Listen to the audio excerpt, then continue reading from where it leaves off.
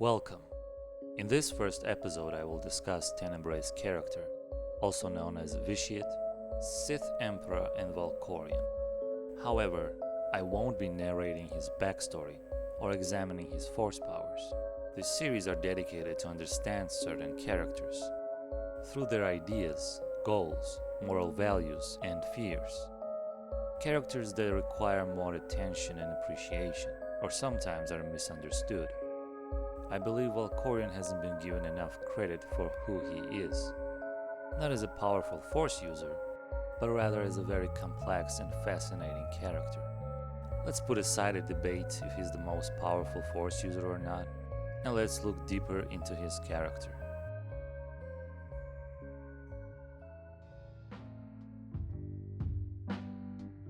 First off, all compelling characters should have weakness, like arrogance, fear, vengeance, distrust, and so on. Your overconfidence is your weakness. Your faith in your friends is yours. Throughout the story, protagonist fails, learns, grows, and overcomes his weakness. And antagonist usually does not. If a bad guy understands what he does is wrong, then a hero has no one to fight against. Therefore, if a villain overcomes his weakness, it happens before he or she is about to die. You were right. You were right about me. I alone must accept responsibility for my fate. And in the end, as the darkness takes me, I am nothing. Now bear in mind, we're not discussing hero's journey. Therefore, we do not expect Tenebrae's greatest weakness to change. To fully understand Valkorion's weakness, let's look at the movies first. Star Wars has many themes. It's about friendship, family, death, good and evil, hope, love, politics, wars, coming-of-age story, and a lot more. But three of these themes are the very core of Star Wars: friendship, family, and death. However, subject of death, or rather fear of death, is the key to understand Valkorion, so I'll start with it. It is a common flaw for many characters in other movies and stories as well. Death in Star Wars is explored mostly at the end of each trilogy. Before that, both father and son overcome different flaws. For example, Anakin's weakness in Attack of the Clones is arrogance. Protection is a job for local security, not Jedi. It's overkill, Master. Investigation is implied in our mandate. We will do exactly as the Council has instructed, and you will learn your place, young one. He gets punished for it, learns from his mistakes, and in Revenge of the Sith, he has grown as a character. I've disappointed you. I haven't been very appreciative of your training. I've been arrogant, and I apologize. It is only after coming-of-age story has been completed when both Anakin and Luke have to face last challenge. Both Return of the Jedi and Revenge of the Sith explore death in a different way, and in both movies, Yoda is the one teaching them how to face it. What must I do, Master Yoda? Train yourself to let go of everything you fear to lose. Master Yoda, you can't die. Strong am I with the Force, but not that strong. Twilight is upon me, and soon night must fall. That is the way of things. The way of the Force. It is where Anakin has failed to overcome his weakness. Luke did the exact opposite. Just help me save Padme's life. I can't live without her. By now you must know your father can never be turned from the dark side. So will it be with you. You're wrong. Soon I'll be dead, and you with me. Valkorion, though, shares the same weakness as Anakin Skywalker: fear, specifically fear of death. Even though Tenebrae sounds confident about controlling death all the time, there is no death. There is only the Force, and I am its master. You would feed on every last life in the galaxy to become immortal. I won't let that happen. I have already cheated death.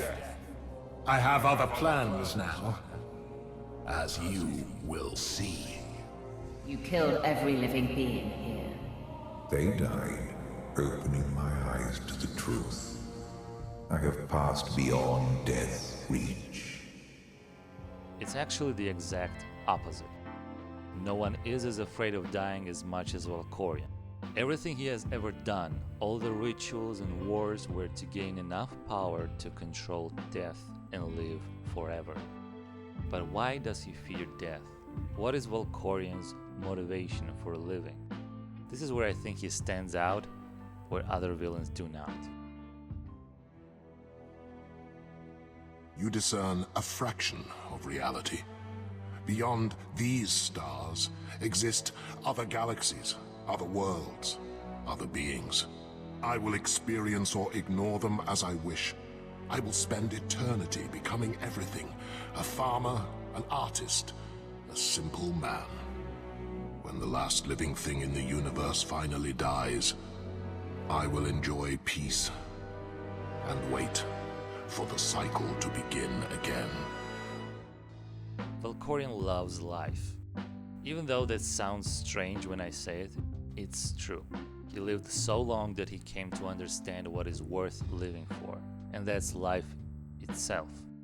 The joy of feeling emotions and experiencing new things. Let me explain. What do other villains, for example, let's say Sith in general, want in Star Wars universe? Sith are brainwashed that you should seek more power, kill all the Jedi, and destroy the Republic. It is a goal that you as a Sith, as a person, did not come up yourself. It has been forced into you by the society that you are living in. In my youth, Jedi were how you threatened errant children. Obey your masters or the Jedi will obliterate you. Which makes sense for a Sith, but it is not an individual choice. Same goes for a Jedi. They do not choose what they want. Anakin, my allegiance is to the Republic, to democracy! Nor do they get a choice in the first place. But those who break free find their own meaning in life and a goal to strive for. If a hero encounters a Sith, you know in general what to expect. Therefore, you know how to fight that enemy.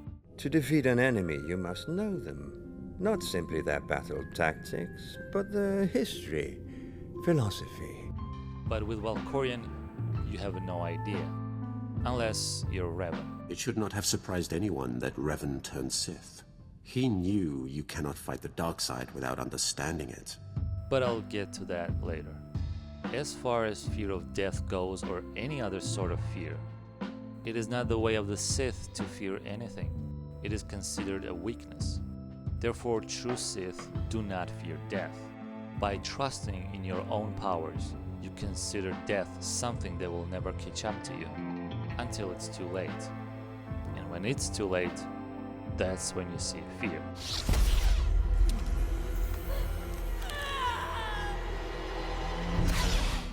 Another way, leaving a legacy is a Sith way to overcome death, also by holocrons or chilling in tombs on Korriban. But what makes Valkorion different is that he came to a conclusion that all of the above doesn't matter.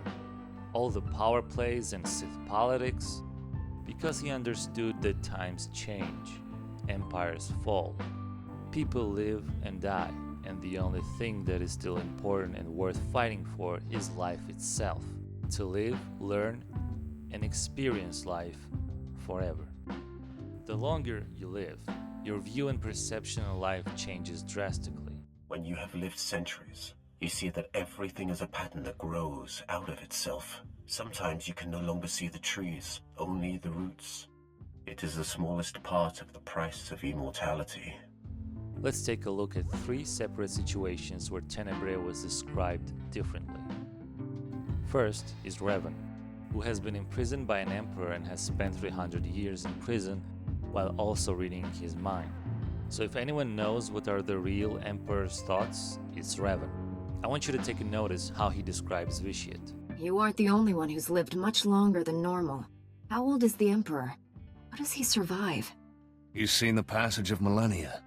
His will to live outstrips age, disease, death itself. Will to live, those specific words.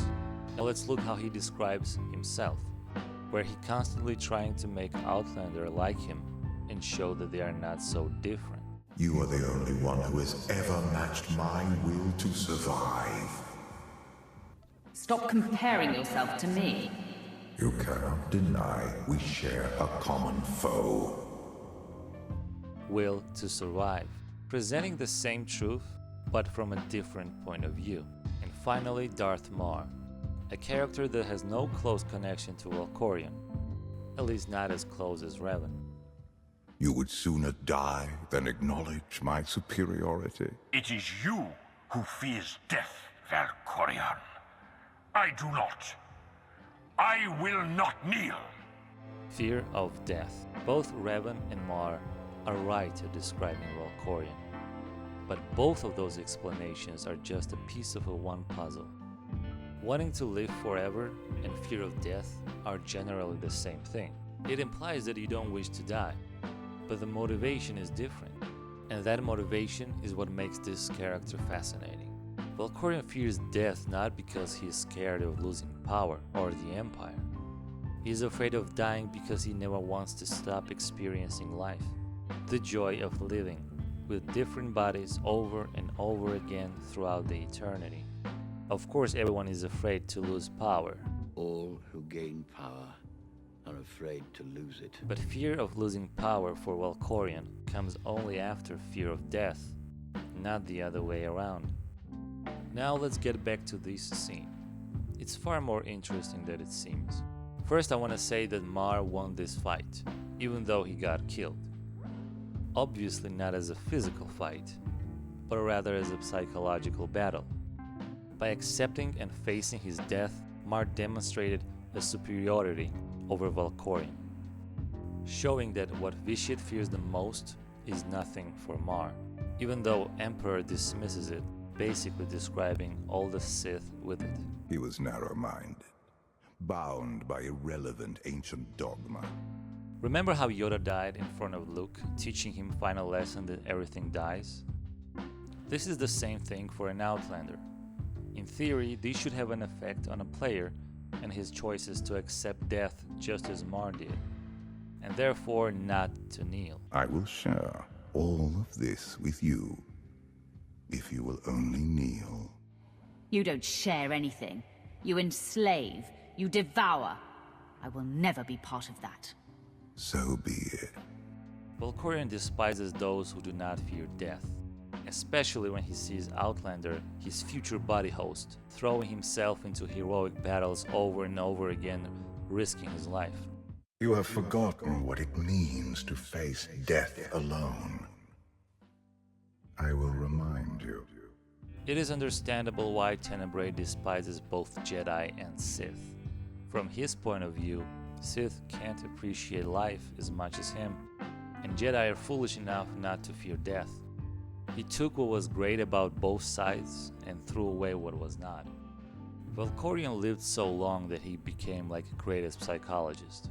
He understands everyone, he gets how you feel, what you want, and what you need. But by saying that he loves life, I'm not suggesting that he is a good person. He is a monster. The Emperor was just a man, isolated by unimaginable power and the inability to trust the scheming sycophants who served him. I was wrong. He is a disease that must be stopped before it ravages us. And a godlike being that is not there to hear your praise, but rather to shut them down forever. The beauty of Tenebrae is that you can't really win a moral argument used usually by heroes, saying that he does not understand things like love, friendship, or family, because Valkorion shares all the values of life with you, wants all the same things as you do, but difference is he wants all the life in the galaxy only for himself, and he also wants you dead. His take on his fear of death is similar to Bruce Wayne's fear of bats. Why bats, Master Wayne? Bats frighten me. It's time my enemies shared my dread. In the most sick way possible, he wants to share his greatest fear with everybody, by consuming all life in a galaxy. The scores of dead have nourished me.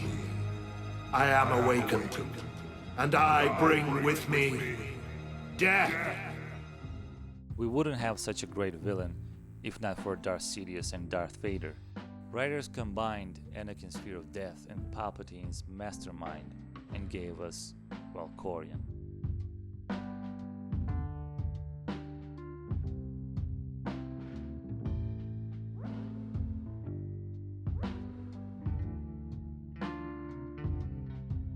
As I mentioned in the beginning, friendship and family are the very core of Star Wars stories, and Star Wars The Old Republic expansions aren't any different. They explore both themes very nicely. Outlander makes an alliance and a lot of friends in his goal to take down an eternal empire, where the family drama plays out around Valkorion. It is essential for a villain in Star Wars universe to either not have a family or to be the one who killed them, and just generally be against the idea of family at all. For example, Darth Sidious killed his entire family, Anakin kills Padme, and we all know what Kylo Ren did. Going against the family is something villains in Star Wars tend to do, and Valkorion isn't any different. By killing his own mother and father at early age, even going further and imprisoning his father's spirit in Holocron for eternity. I have one last surprise for you. Tenebrae.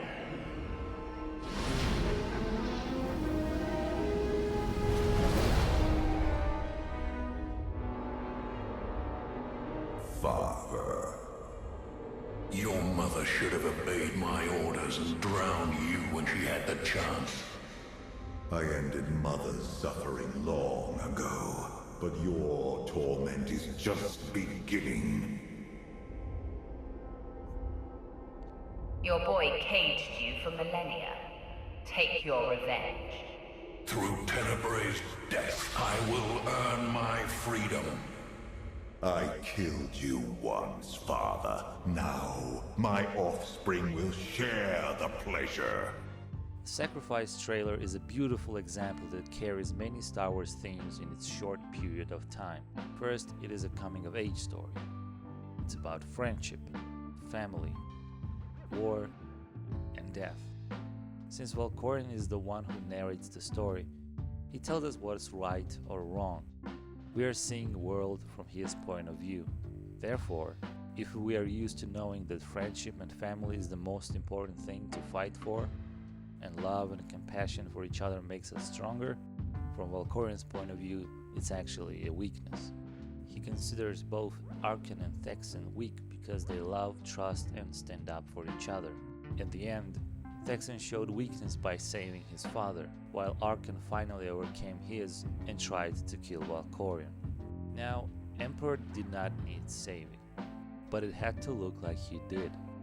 It is a similar scene from Revenge of the Sith, where Palpatine creates a situation before Mace Windu and waits for the main hero to come up on stage. It is necessary that Anakin and Arkan do this by themselves, make their own choice, even if it's in the heat of the moment, because once they do it, there is no going back. This is something Valkorion learned from his previous mistakes. It is not enough to simply just dominate someone's mind and make him your slave, as he did with many others, like Revan, Malak, and Hero of Tython. Those eventually broke free and caused much more trouble. When you trick people into making choices they wouldn't normally do, it is much more powerful and long-lasting than just dominating their minds with force abilities. Now we all know Palpatine does not need help here. So is Valkorion. It's all a trick and a trap. Both of them are banking on their victims' weaknesses. Palpatine on Anakin's fear of losing Padme, and Valkorion Thexan's love for his brother, and strangely enough even father, which eventually pays off. Aftermath is also very similar. What have I done?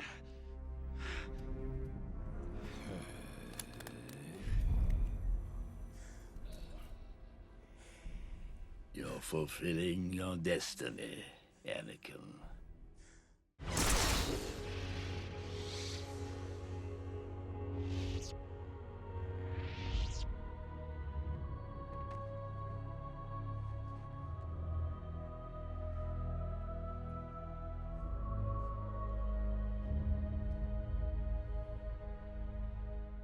and when Arkan finally kills his brother, then Valkorion accepts him as the one who overcame his weakness.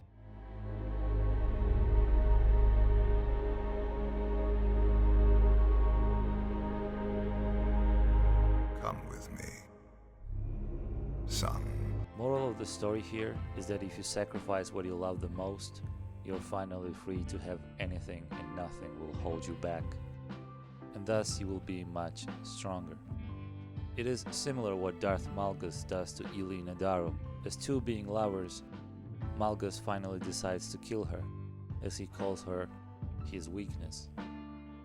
In short, basically this.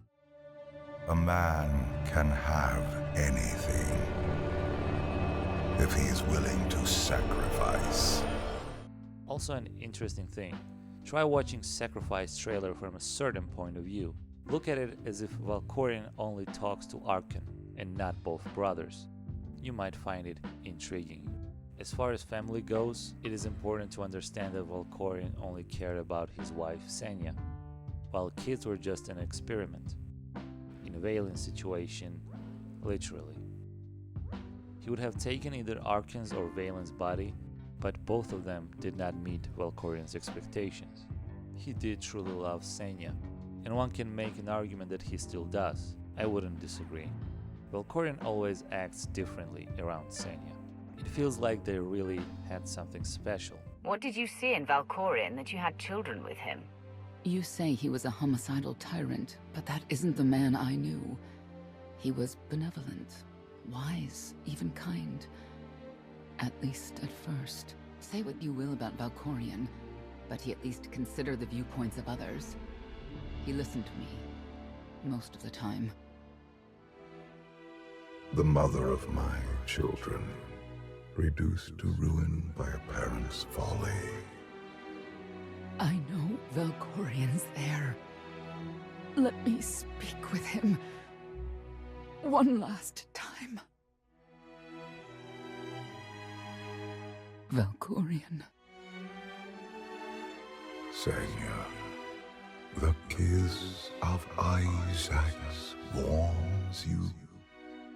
And lights your eternal flame. You remembered.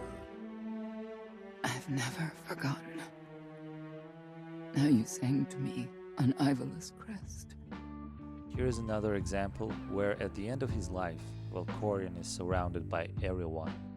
But only while seeing Senya, it seems like he feels remorse. Kneel, father! Kneel before the dragon of Zakko! It's over. Let go.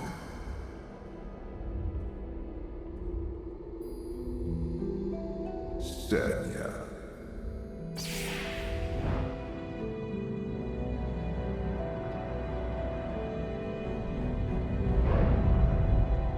You've turned your back on this family for the last time. Each new life and body of Tenebrae is a path to new things to explore. In Valkorion's situation, he experienced love. Tenebrae has no obligation to the Sith, no ideology to hold him back, no boundaries that he cannot cross. No authority but your own. No obligation but to yourself. Do not be afraid. Admit how good it feels. Love and compassion are usually trademarks for heroes, for characters that serve good, but Tenebrae breaks those rules. This makes Valkorion a much richer character. What did you expect? You're the role model. I was different here. Abandoning my past let me experience pleasures I denied myself before. I have known love on Zakul. Who knows? Even you may find it. Love leads to attachment, and that leads to the dark side. Your thinking remains limited. A pity. Other villains tend to understand only their point of view, seeing world from one side. Those like Darth Revan and Valkorion or Grand Admiral Thrawn can also see the whole picture. Thrawn can appreciate and understand people, their culture, philosophy, and art, which makes him a much more dangerous enemy to face. At the end, Valkorion's downfall was caused by his another weakness, arrogance. By fearing death, he kept gaining immense powers over and over again throughout the millennia to overcome it, which led for his arrogance to grow as well. My favorite scene and line comes at the very end of Valkorion's inevitable defeat. Surrounded by his family and Outlander, he delivers a line that perfectly captures his arrogance and also combines with what all Star Wars villains stand against. Look at us. One big happy family, united by our hatred of one man. Husband. Monster! Say goodbye to your family. A god has no family. It will be a shame if this is the end of him. Valkorion known for his patience and masterfully planning his future actions, even if it takes centuries to achieve them. I don't think Valkorion is dead, mostly because of this scene. Every time Valkorion gets taken down, he pops up again in some other form. He is immortal, but not invulnerable. For him to just gamble his life with Outlander seems just out of character, but it also would be a shame if he doesn't learn from his failures and returns again with the same goal. I would love to see Tenebrae return, but only if he understood and overcame his arrogance and overconfidence. Remember that villains change before they die. Tenebrae changed a lot after he died as Vitiate. Who knows how much he could change after Outlander killed him. If he's coming back, then he should be much more different. Maybe we will finally find out what happened to his original Sith body. I don't want to see him trying the same thing the same way a third time. I see Tenebrae living forever throughout the time, but never be in charge of empires or a main character in a galactic stage, but rather living over and over in the shadows with different bodies, showing up as some random character that just slips by in some random book or a game and we are only left to guess if that was him. Just some ordinary farmer, a guy who you ask for directions and as soon as you leave, you feel something was strange about him, but he is never a main villain. Similar to Bendu from Rebels, just minding his own business, not taking sides, not caring. Tenebrae is such a rich character. In case he returns, he needs to change, and he needs to overcome one of the weaknesses. In this case, I think it should be arrogance and overconfidence. I see him living different lives throughout the eternity and experiencing life forever. Thank you for watching. If you enjoyed this episode, make sure to check my other videos about Valkorion.